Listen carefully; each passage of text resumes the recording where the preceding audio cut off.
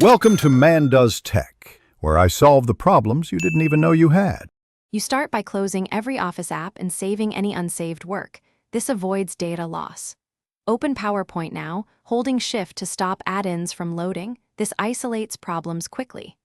Once done, make sure you know which account or license is active, because a reset can sign you out. Why do this?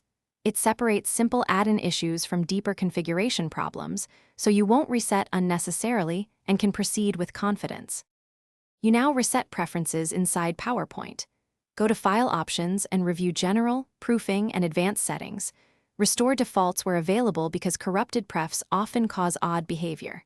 Next, open the COM add-ins dialog and uncheck every add-in, then restart PowerPoint. Re-enable them one at a time to find the offender. Once done, run PowerPoint in safe mode using PowerPoint/safe to confirm whether the app behaves. You may need a deeper reset by editing the registry. First, export the PowerPoint key so you can restore it if needed. Once backed up, delete the H key current user /software/Microsoft/Office/16.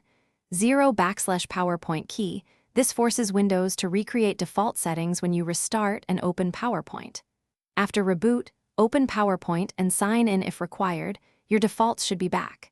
If still broken, repair Office via Programs and Features. Troubleshooting tip.